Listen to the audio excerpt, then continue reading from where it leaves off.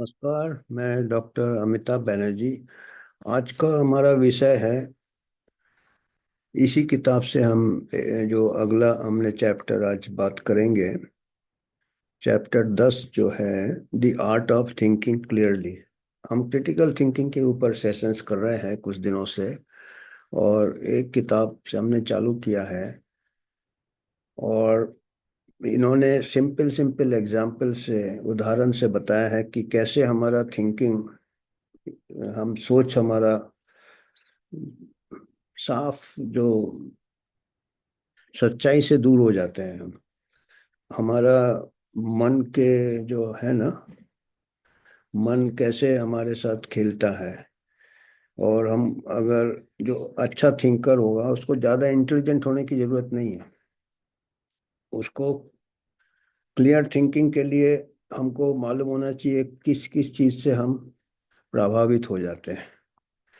तो आज का जो विषय है ये है कंट्रास्ट इफेक्ट। यानी कोई चीज़ को हम देखते हैं, वो लंबा है या छोटा है, या सुंदर है या इतना सुंदर नहीं है, हम कैसे पता करते हैं? हम उसको किसी दूसरे चीज के तुलना में हमारा अनुमान लगता है। हम उसको आइसोलेशन में देख के हम कुछ ये नहीं करते हैं, निर्णय नहीं ले पाते हैं। और टाइटल बड़ा रोचक दिया है, leave your super model friends at home. वो कहते हैं कि अगर आप किसी को इम्प्रेस करने जा रहे हो, किसी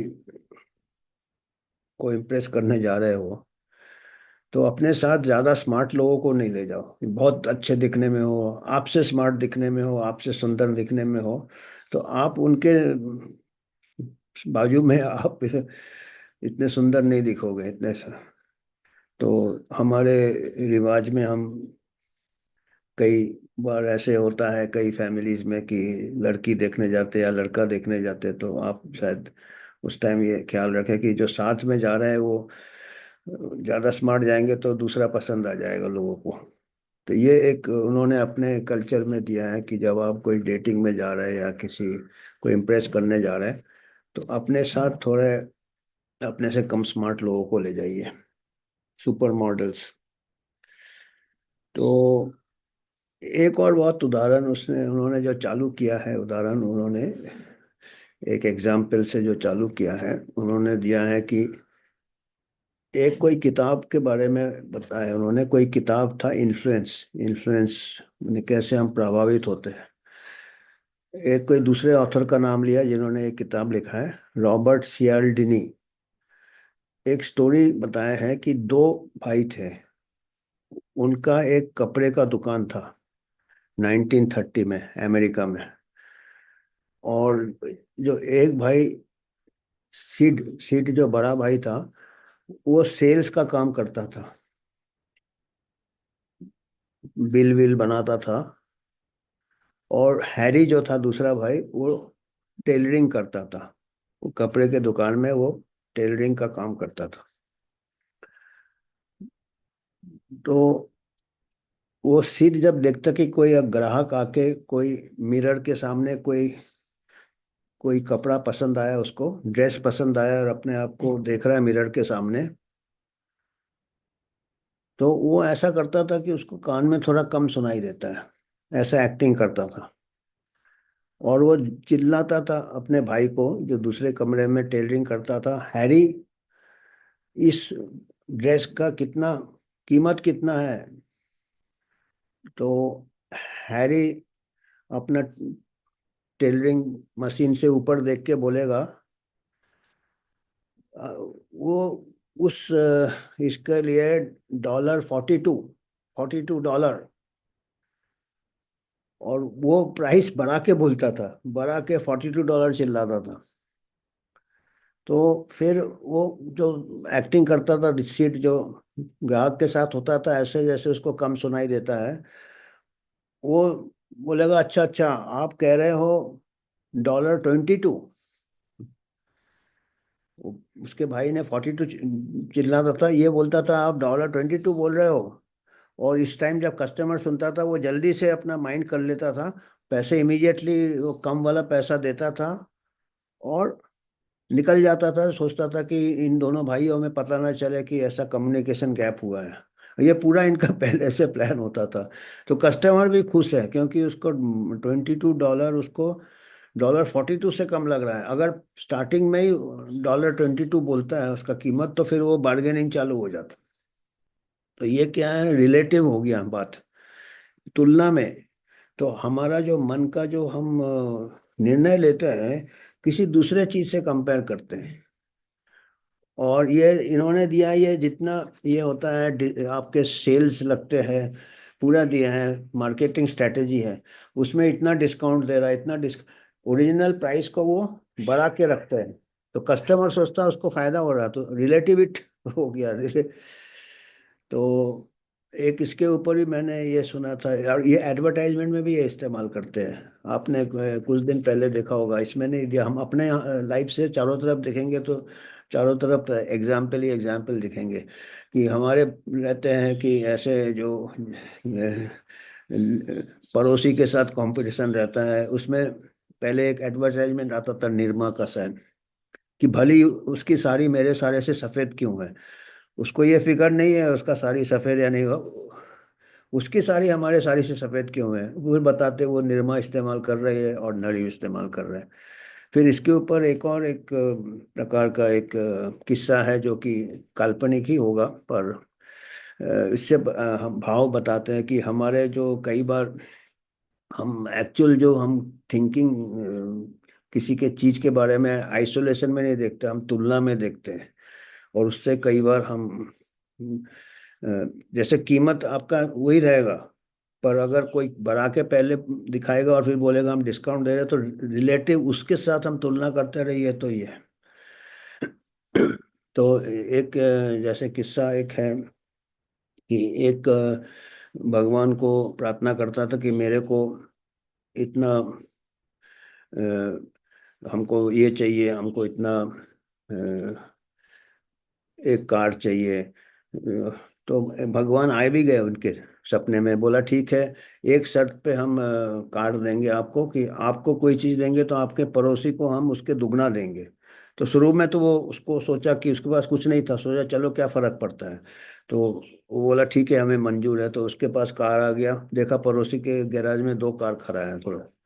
तो उसका जो खुशी था एक कार का, वो कम हो गया जब देखा पड़ोसी का। उसके बाद फिर कोई भी चीज मांगता था कि हमको फ्रिज चाहिए या हमको, तो वो डबल आ जाता था, या हमको इतना पैसा चाहिए। तो वो उसको फिर जो खुशी होनी चाहिए थी कि आजू बाजू ना देखे अपना उसका, तो फिर इतना वो ये हो गया उससे कि एक दिन भगवान से बोला ठीक है मेरा एक टांग ले लीजिए आप। उसको ये था कि मेरा एक जाएगा तो पड़ोसी का, जबकि दोनों को नुकसान हो रहा है। तो ये एक ये है कि हम हमेशा अपने को दूसरे से कंपेयर करते हैं। मैजिशियन लोग भी फिर इसमें से भी उदाहरण दिए हैं, कई मैजिशियन लोग आपका घर ही कैसे गायब करते हैं। मैजिक जब करते हैं आपसे हाथ मिलाएंगे, और एक हाथ आपको मिलाएंगे, दूसरे हाथ में आप घड़ी पहने हुए हैं।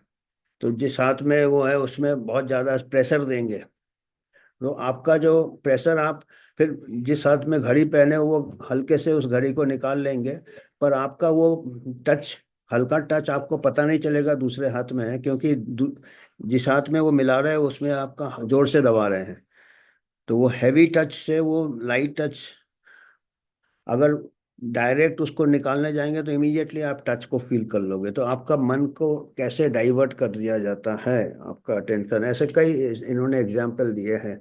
और हम इसलिए कई बार क्या होता है इसका, हम ये भी करते हैं, मिसयूज भी करते हैं। जैसे अभी जैसे हमारे मेडिकल रिसर्च में कहते हैं कोई नया ड्रग आप इस्तेमाल कर रहे हो या नया कोई टीका इस्तेमाल कर रहे हो, तो एक कंट्रोल ग्रुप होना चाहिए, है ना। क्योंकि तभी हम बता सकेंगे ये ड्रग अच्छा है कि नहीं, ये रिलेटिव टू क्या। तो इन लोग क्या है कि अगर एक को दवाई दे रहे हैं, दूसरे को और घटिया दवाई दे, वही दूसरा कोई दवाई दे, तो अगर कुछ दुष्प्रभाव होंगे दोनों का उसको देखना चाहिए कि उसको कोई न्यूट्रल दवाई दे। तभी ये चलेगा। चलो, हालांकि अभी ऐसा है कि अगर आपका इलाज है तो आप ऐसा नहीं कर सकते, उसको कुछ ना दो, अनएथिकल हो जाएगा। तो वो क्या करते हैं कि ठीक है, पहले वाला दवाई जो एक को देते हैं, दूसरा दवाई दूसरे को देते हैं। पर अभी कई ऐसे ट्रायल किए हैं जिसके ऊपर अमेरिका में भी वही चर्चा चल रहा है कि आप टीका देते हो, किसी नया टीका, डिजीज ए का टीका देते हो, दूसरे में आपको एक्चुअली साइंटिफिकली आपको लेना चाहिए कि न्यूट्रल डिस्टिल वाटर या सलाइन का। पर अभी कई ऐसे ट्रायल करते हैं जिसमें दूसरे में दूसरा की चीज का टीका देते हैं, तो उसमें अभी हो सकता है उस टीके का भी इतना ही दुष्प्रभाव हो, साइड इफेक्ट। तो आपका जो एक्चुअल साइड इफेक्ट पता नहीं चलेगा। तो और भी कई ऐसे करते हैं, कंट्रोल ग्रुप में भी ठीक से नहीं लेते हैं, एक्सपोज नॉन एक्सपोज्ड। तो बाहर से देखेगा बहुत अच्छा एक्सपेरिमेंट हो रहा है। जैसे अभी एक कोई दुष्प्रभाव टीके का पता करना था, तो उन्होंने कंट्रोल पड़ोसी से ही लिया कि जो लोग, और पड़ोसी ने भी टीका लिया है, तो दोनों बराबर हो गए। तो आपको जब क्लियर थिंकिंग आप जब करते हो, क्रिटिकल थिंकिंग के लिए आपको चाहिए कि पता करना चाहिए कि जो दूसरा ग्रुप है वो सही में कंट्रोल है, या उसको भी मास्किंग एक तरफ से आप कर रहे हो साइड इफेक्ट को, आप उसको। तो ये मैंने एक उदाहरण दिया। तो इस सिलसिले में एक बहुत अच्छा मैंने पढ़ा था, जो हम जो देखते हैं आइसोलेशन में कोई चीज को देखते हैं, वो कई बार हम पहले मैंने जैसे कहा था कि हम कभी दिल से सोचते हैं, कभी हम अपना पॉजिटिव साइड देखते हैं, नेगेटिव नहीं देखते हैं, या कभी हम खाली। तो इस सिलसिले में एक बहुत पहले मैंने एक लेख पढ़ा था।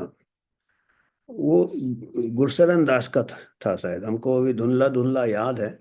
गुरशरण दास का एक लेख था, और गुरशरण दास को भी कोई धुंधला धुंधला कुछ याद था, कोई एग्जाम्पल, वो भी जहाँ तक मेरे को, जहाँ तक धुंधला जो याद है, उसमें उन्होंने लिखा था कि ये कहीं उन्होंने पढ़ा था, जो किसका ओरिजिनल है ठीक से वो बताए नहीं, पर मेरे को मालूम है ये एक लेख में गुरशरण दास ने दिया था कि जो वेस्टर्न थिंकिंग है, और वेस्टर्न थिंकिंग और ईस्टर्न थिंकिंग तो एक ही है, ग्रेविटी एक ही होता है। मैंने लॉजिकल थिंकिंग या इलॉजिकल थिंकिंग जो वेस्ट में हो रहा, हमारे यहाँ भी हो रहा होगा। और हम अभी हम देखते हैं कि हमारा जो पुराना थिंकिंग है इंडिया के, वो ज़्यादा क्लियर है, जो हमारे हिंदू थिंकिंग था, हिंदू फिलोसफी में, हिंदू फिलोसफी। तो अभी हम इधर की वेस्टर्न फिलोसफी की बात करते हैं। उन्होंने कहा था कि उन्होंने कहीं पढ़ा था, गुरुशरण दास ने, कि आपके जो थिंकिंग है, फिलोसफी है, वो वेस्टर्न थिंकिंग जो है, फिलोसफी और साइंस एक ही चीज है। आप ट्रूथ की तरफ जा रहे हो। फिलोसफी में ऐसा है कि आप सोच के जा रहे हो, साइंस में आप एक्सपेरिमेंट भी करते हो, और साइंस और फिलोसफी एक जगह जाके मिल जाता है। इसीलिए आप जो साइंस में भी जो बहुत हायर स्टडीज करता, बड़ा ऊपर जाता, उसको पीएचडी कहते हैं, डॉक्टर ऑफ फिलोसफी। तो उन्होंने फिलोसॉफिकल थॉट कैसे डेवलप हुआ वेस्ट में, उन्होंने उदाहरण दिया था कि 5 ज्यूस, ज्यूस है जो इनके जो होते हैं, इन्होंने शेप किया है। और पहला जीव बताया उस इसमें जो लेख में था, पहला जीव था कि मोजेस। मोजेस ने 10 कमांडमेंट्स दिए थे। ओल्ड टेस्टामेंट में या बाइबल में 10 कमांडमेंट्स क्रिश्चियन लोग फॉलो कर सके, 10। और माइंड से उन्होंने, जैसे हमारा गाइडलाइन बनता है 10 कमांडमेंट्स, और मोजेस ने कहा था कि आपके जितने वर्ल्डली प्रॉब्लम्स हैं, दुनिया के जितने भी आपके प्रॉब्लम्स है, इंडिसीजंस है, मेरे कमांडमेंट्स फॉलो करो, सब ठीक हो जाएगा। माइंड से बात कर रहे थे वो। पर बाद में जब ह्यूमैनिटी को पता चला कि हर चीज माइंड से सॉल्व नहीं हो रहा है, तो दूसरा जीव जो आए, वो थे जीसस क्राइस्ट। उन्होंने कहा कि सबको लव करो, वो दिल से, दिल की आवाज सुनो, love everyone, forgive everyone, and all your problems will be solve. तो वो था कि पीस, उस टाइम नोबेल प्राइज होने से शायद peace prize, Nobel prize peace मिल जाता। अभी ट्रम्प कोशिश कर रहा, पता नहीं किस इसमें। तो तो सब थोड़े दिन वो चलता रहा, जीसस क्राइस्ट क्रिश्चियनिटी जन्म दिया हुआ। फिर भी देख रहे थे, फिर भी लोगों को प्रॉब्लम है। मोजेस से नहीं सॉल्व हुआ माइंड, फिर जीसस। उसके बाद तीसरा जो जीव आया, कार्ल मार्क्स। कार्ल मार्क्स ने दास कैपिटल लिखा। उसने कहा कि it is not the mind, it is not the heart, the main problems है स्टमक, पेट, पेट का भूख, उससे सब जड़े हैं सब। जितने भी दुख है हमारे इसमें, जितने भी सोसाइटी में इनइक्वालिटी है, सबको पेट भरना चाहिए। कम्युनिज्म बराबर, इनइक्विटी, सबको खाना मिलना चाहिए, सबको जॉब मिलना चाहिए। तो माइंड, हार्ट, अभी पेट में आ गया स्टमक। उसमें भी हर सिस्टम थोड़े दिन चलता है, फिर थोड़ा दिन उससे भी प्रॉब्लम सॉल्व नहीं होता है। उसके बाद चौथा जीव है सिगमंड फ्राउ। अब सिगमंड फ्राउ साइकोलॉजी से, वो बहुत उनके थ्योरीज थे, ये थे फिलोसफी और साइकोलॉजी। पेशेंट्स देखते थे, एनालिसिस करते थे। तो उन्होंने फिर बताया अपने जो भी शोध किया था, अभी वो भी कंट्रोवर्सी में ही चलता उनका ये, कि ये माइंड भी नहीं है, हार्ट भी नहीं है जो जीसस ने कहा था, स्टमक भी नहीं है जो कार्ल मार्क्स कह रहे हैं। It is much below the stomach. जितने भी लोगों के जड़े हैं, मुश्किलें हैं, जिसमें ये हो जाते हैं, जितने भी ड्राइव्स हैं, वो उससे पेट के नीचे से, उनका कहना था कि सप्रेस्ड सेक्सुअलिटी से जितने आपके प्रॉब्लम साइकोलॉजिकल ये वो इम्बैलेंस होता सोसाइटी में, ये होता थोड़ा बहुत हर चीज में, चारों पांचों, थोड़ा थोड़ा चारों, थोड़ा थोड़ा थोड़ा थोड़ा कहीं सॉल्व होते थे प्रॉब्लम। तो ये चौथा उन्होंने कहा, it is much below the stomach. उसके बाद पांचवें जीव है जो आखिरी सबसे साइंटिफिक जीव है, वो आए एल्बर्ट आइंस्टाइन। उन्होंने कहा nothing is absolute, everything is relative. वो थियरी ऑफ रिलेटिविटी दिया कि सब कुछ, आप स्पीड में जा रहे हो, आपको लग रहा है बाहर से, पर कार, ट्रेन के अंदर, कार के अंदर बैठे हो तो जो बैठा है वो लग रहा है कि वो एक ही जगह खड़ा है, पर बाहर वाले से आप, तो ये कई थियरी ऑफ रिलेटिविटी एक अलग है। फिर एब्सोल्यूट खाली वो स्पीड ऑफ लाइट है, बोलते हैं बाकी सब रिलेटिव है। So nothing is absolute, everything is relative. तो ये तो थोड़ा, ये था लाइटर इसमें था, पर इसमें एक प्रकार से ये जाता है कि किसी को सब कुछ देखना है उस इसमें, हर सिचुएशन के लिए एक ही फॉर्मूला काम नहीं करता। उसका रिलेटिविटी देखना है कि किसके तुलना में क्या है। ये दवाई अच्छा है तो किसके तुलना में अच्छा है, अच्छा है इस दवाई के तुलना में या नेचर के तुलना में। कई बार पता चलता है कि ये दोनों दवाई न देने से भी नेचर से सबसे अच्छा क्योर हो रहा है। अपने अपने बॉडी भी तो बैठा है, चुप नहीं है ना, बॉडी के भी तो हीलिंग पावर्स है। आइंस्टाइन ने बोला था स्पीड ऑफ लाइट कांस्टेंट है, बॉडी का हीलिंग पावर भी कांस्टेंट है। पर चारों तरफ से ड्यू टू लाइफस्टाइल ये वो, हम बॉडी के संतुलन को ये कर देते हैं, और फिर दवाइयाँ से हम सोचते हैं हम ठीक कर रहे हैं। होते हैं कई ऐसे इसमें ठीक होते हैं, तो रिलेटिव होता है। हो सकता है फिर ये भी होता है कि कौन सा, कुछ लोगों में दवाई काम कर रहे हैं, कुछ में नहीं कर रहे हैं। तो कोई चीज़ हम एब्सोल्यूट नहीं कह सकते, एवरीथिंग इज रिलेटिव। जितने भी ट्रायल्स होते हैं, ये कंपैरिजन हो जाता है, पर एब्सोल्यूट ट्रूथ नहीं पता चलता है। एब्सोल्यूट ट्रूथ वो बहुत वेरी करता है। तो हमको पूरा बैकग्राउंड देखना है, इसका बैकग्राउंड क्या है, किसी सोशियो इकोनॉमिक ग्रुप में काम कर रहा, किसी मेल में काम कर रहा था, फीमेल में काम कर रहा, किसी रेस में का।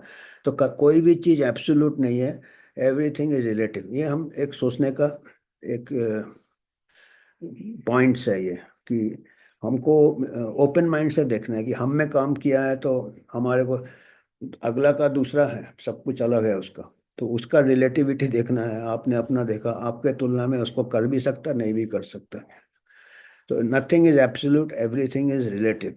तो इन्होंने यही कहा है कि कई इसने एग्जाम्पल दिया, जैसे हम पिक्चर में भी देखते हैं, जो हीरो या हीरोइन होते हैं उसके जो एक्स्ट्रास होंगे वो ऑर्डिनरी कपड़े पहनेंगे, क्योंकि पता चला हीरो हीरोइन से आजू बाजू वाले ज़्यादा ही है, तो फिर वो हीरो, फिर पिक्चर में हीरो को बहुत ही अच्छा बनाएंगे उसको, और विलन को बहुत ही ये बताएंगे उसकी हरकतें, सो दैट वो कंट्रास्ट डेवलप करना है। तो ये कंट्रास्ट से आपका थिंकिंग कंट्रोल होता है। तो ये मेरे को थोड़ा आज इसके बारे में, क्योंकि ये मैं देखा 10 चैप्टर में इन्होंने ये दिया था, कंट्रास्ट इफेक्ट। कंट्रास्ट इफेक्ट, कोई भी चीज को हम देखते हैं तो आइसोलेशन में ही देखते हैं, किसी साथ क्या तुलना करते हैं।